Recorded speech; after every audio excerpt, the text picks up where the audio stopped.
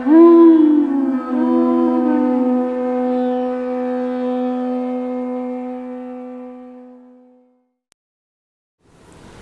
all glories to Srila Prabhupada and all glories to the assembled devotees from all over the world. It's an auspicious day, and today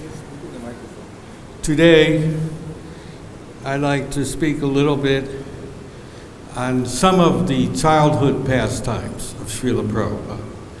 Now we all know that Srila Prabhupada worshiped the Radha Govinda deities at 4 or 5 years old. He introduced Ratha-yatra, and he said, like 70 years later, I am doing the same thing. I'm introducing deity worship all over the world, and I've introduced Ratha-yatra all over the world. So I have not changed my program since I was 4 years old. But he's doing it on a grand level. We all know this. We know he was first in his class in Sanskrit, which we can see by his books.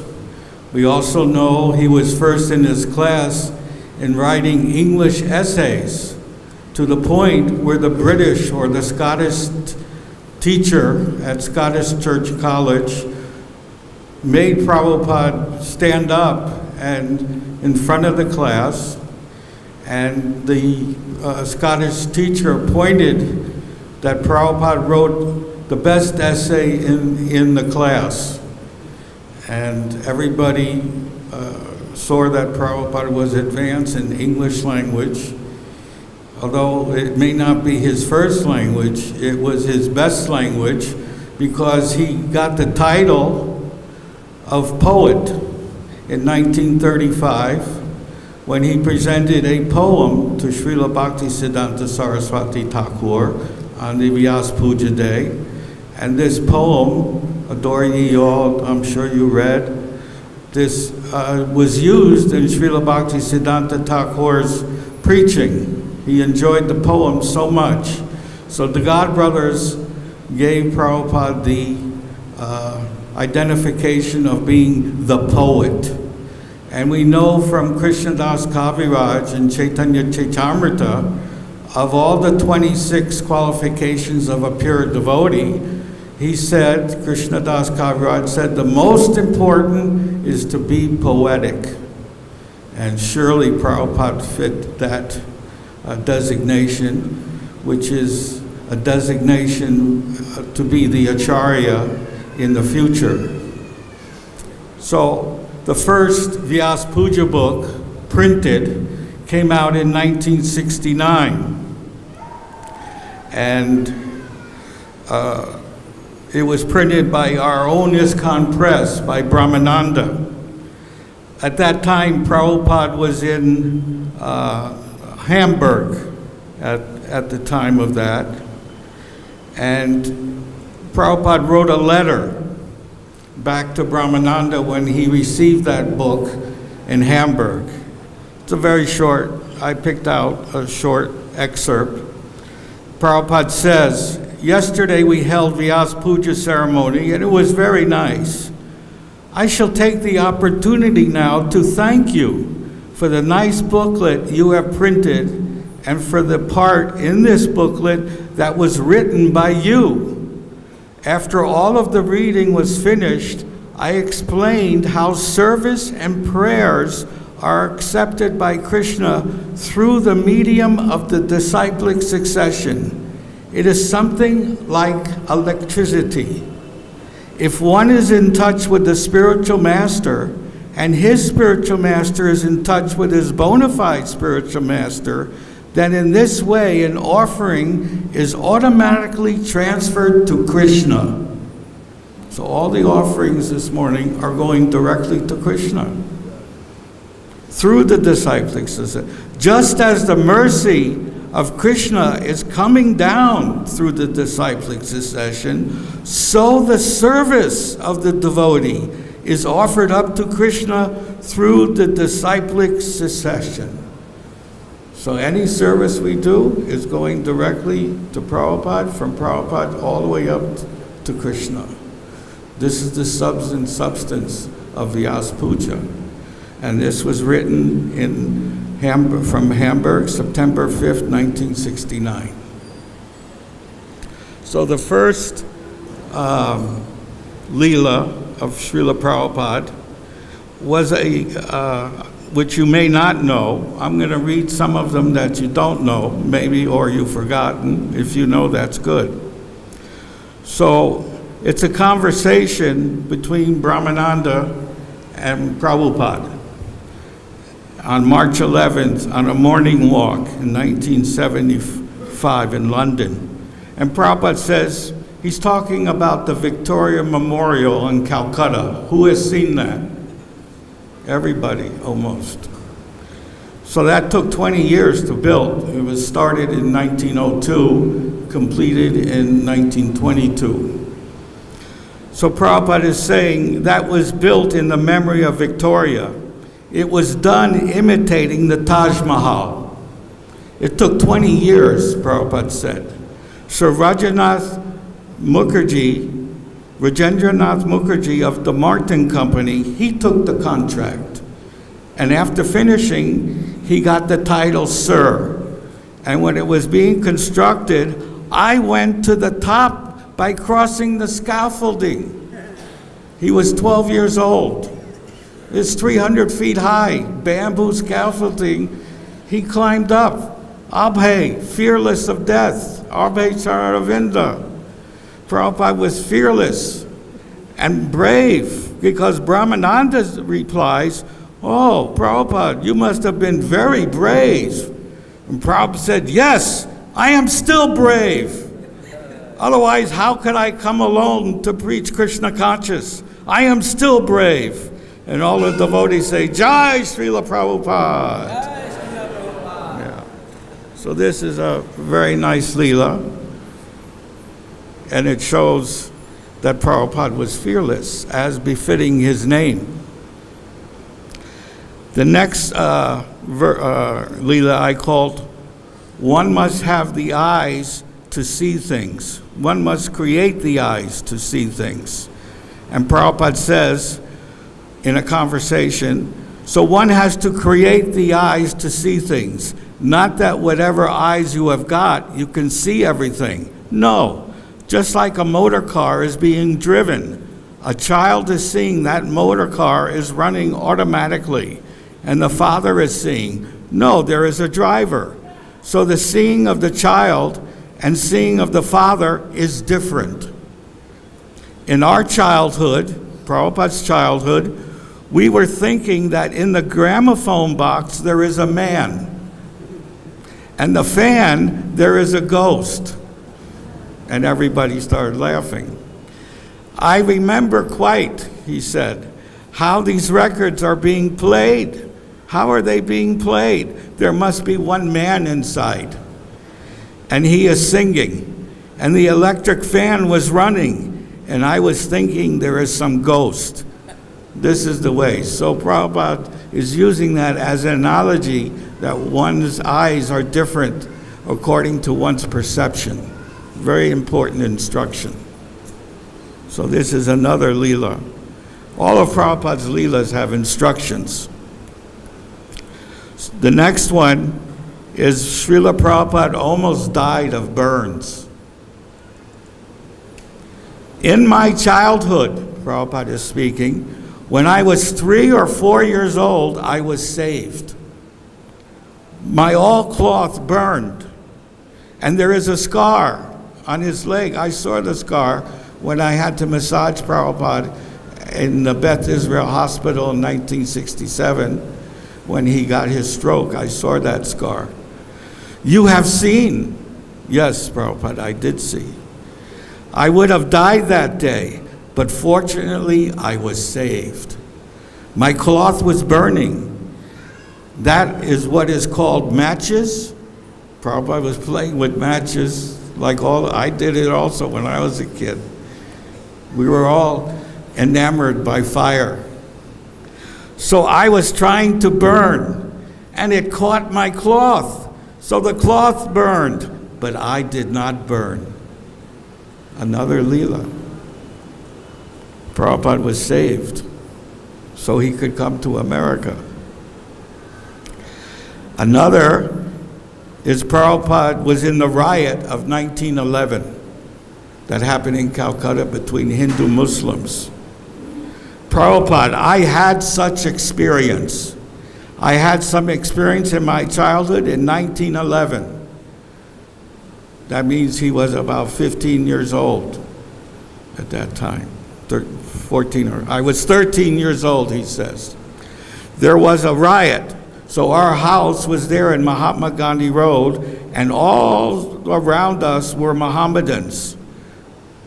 The mullahs in our house are simply some respectable men. Otherwise, it was surrendered. It was surrounded. That is called the Caliban Basti. All Mohammedans, backside fully Mohammedans. So the riot was there, and I went to play. And there's a square, Marcus Square. So I did not know the riot has taken place. And I was coming home. So one of my class friends said, "Oh, don't go home. The side is rioting now." So because we are in the Mohammedan quarter, this fighting between two parties, this was going on. It is usual. So I thought, oh, it's usual that two gundas are fighting. I have seen. One gunda is stabbing the other gunda. I have seen. And they are pickpockets. When you are passing, I have seen he is pickpocketing. And Prabhupada laughs. And they are our neighborhood men. So I thought, oh, it must be like that. This is going on. But when I came the crossing of Mahatma Gandhi, at that time Harrison Road and Holiday Street, there was one shop being plundered. So I was a child, a boy. I became, what is this happening? In the meantime, my father and mother members, and that, oh, where's the child? Has not come home. They are so mad. They became mad. They came out of the home looking for Prabhupada, expecting, where from the child will come. So what could I do? When I saw, then I began to run towards our house. And one Mohammedan man, he wanted to kill me. He took his lati, and actually, but I passed through some way or another. I was saved. So as soon as I came before our gate, all my family members got their life back. So without speaking anything, I went to the bedroom. It was winter. Without saying anything, I laid down, wrapping myself with a quilt. So at that time, I was rising, and I said, is it ended? The riot is ended? I was asking. I remember. So I would have been killed in that riot. So I've got experience. This is the first riot in Calcutta. So again, Prabhupada was saved.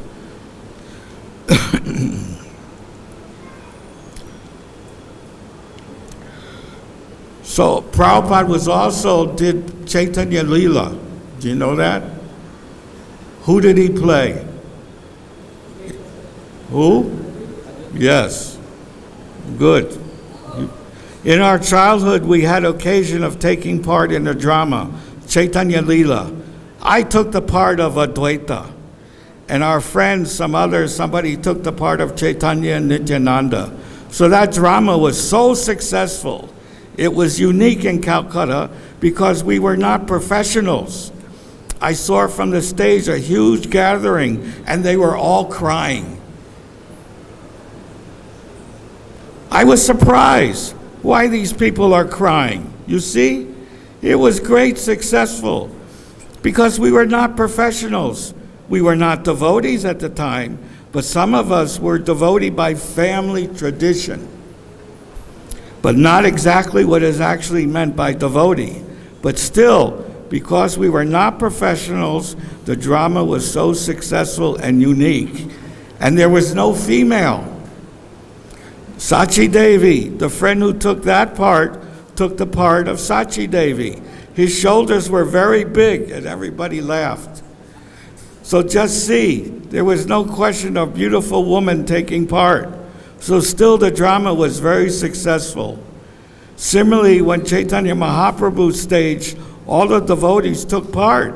Srinivas, Advaita, Chaitanya Mahaprabhu, Nityananda, and Mukunda, everyone took part. Oops, sorry.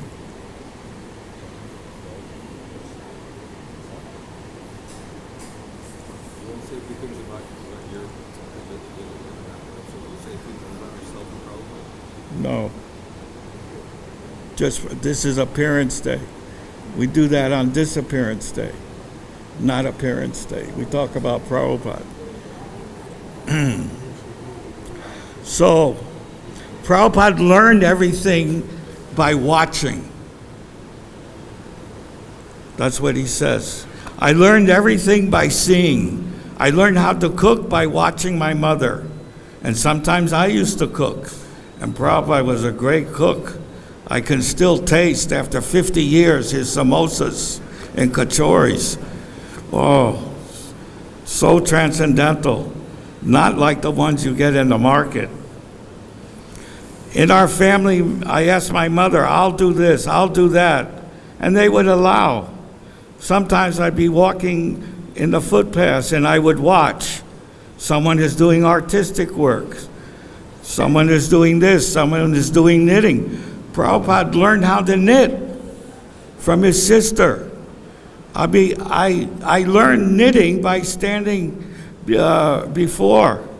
They're making some flour or wood, so I'd learn it. That was my hobby. Prabhupada's hobby for learning was watching everything. When he was a little boy, he read Mahabharata to his grandmother. He would read the whole Mahabharata to his grandmother. You see? And similarly, I learned how to worship Radha Krishna by watching. He did the Rath Yatra. You see? So it goes on, but at least we can see how observant Prabhupada was when he was a little boy. And that carried on when he was preaching in the Western and American countries. Because I typed in the words, I have seen or we have seen. Prabhupada sometimes would use the word we. Why? Who's he talking about? We.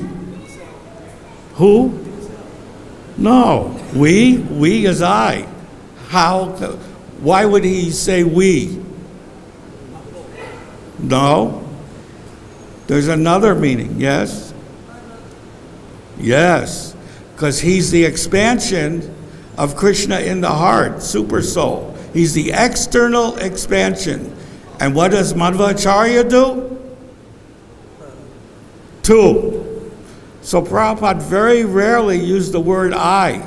He used the word we, meaning him, and he cannot be separated from super soul because he's the expansion. So we would say we because super soul's always with us. That's what we means. I bet you didn't know that. Well, Deva Shakti did. She studies. So anyway, I punched in those words. I got 1,700 hits in the database. That's how observant Prabhupada was. I and we have experienced, or I or we have seen. If you punch in those words, you'll see how Prabhupada was observant wherever he traveled. He said, I even studied the American shopping habits before I presented the philosophy. He studied the American people before he even presented the philosophy. Prabhupada didn't never like to go to school. He liked to play. In my childhood, I was a very naughty boy, and I was not going to school. And my mother kept a special man to drag me to the school. At that time, there was no system for school buses. One had to go to school on foot. So my father was very lenient. I was not going to school, and children liked to play. And Prabhupada liked to play too, but his father was very lenient. Prabhupada never liked to take his medicine, even as a young boy. And also, I can tell you, if you read the conversations in Vrindavan, so many Kavirajas came, so many doctors came, some allopathy doctor came. Prabhupada take the medicine, 1 or 2 days and finish. He never liked to take medicine, even as a little boy. By force, if you give some good medicine, that is good for one. In my childhood, I would not take medicine. Exactly like this also, he's admitting, also, this is 1975. I was given medicine by force. 2 men will catch me, and my mother would take me on her lap, and by force I shall take. I never agreed to take any medicine. But if you like that now, if you do that to me now, then you'll kill me, he said. Neither did I like to go to school. My father gave me all independence. You see, I just got 2 more, then I'm finished. So Prabhupada remembers when he was 6 months old. Can we remember that? I can't. I still remember when I was 6 months old, I was lying down on the lap of my sister, my elder sister, who was knitting, and I was playing. I can remember that. So it is possible for everyone to remember he had a small body. Another instruction, transmigration of the soul.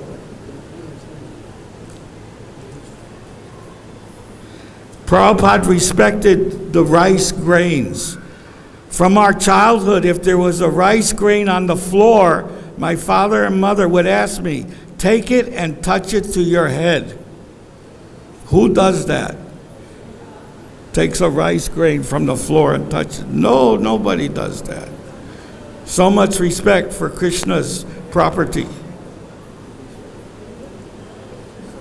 The last one is, I always wondered why Prabhupada liked to sit in gardens. In Los Angeles, he had me build a garden adjacent to the temple in Los Angeles, where he could sit with the flowers and the bushes. In Vrindavan, he had a garden where he used to sit. I always wonder, why did he like that? I found the reason. When he was a little boy, Prabhupada said, yes, I like this life from my very childhood. On our roof, there were plants and flower plants. We all grandchildren used to water it. So downstairs, we took the water, what is called a jari, a sprinkling can. Yes, a sprinkling can. We all grandchildren, we were half a dozen. So we took very much pleasure in watering. But my special tendency was that along with the plants, with the bushes, I'll sit down. That was my tendency. And I'll sit down for hours. For hours, he would sit in the bushes. I liked that in my childhood. In my maternal uncle's house also, I was doing that. As soon as I find some bush, I make a sitting place. And Prabhupada did it here, and he did it in Los Angeles. Anyway, these are some of the pastimes. There's a lot more, but I picked out a few. I hope you enjoyed them as I enjoy them all the time. Hari Bol, all glories to Srila Prabhupada, all glories to assembled devotees.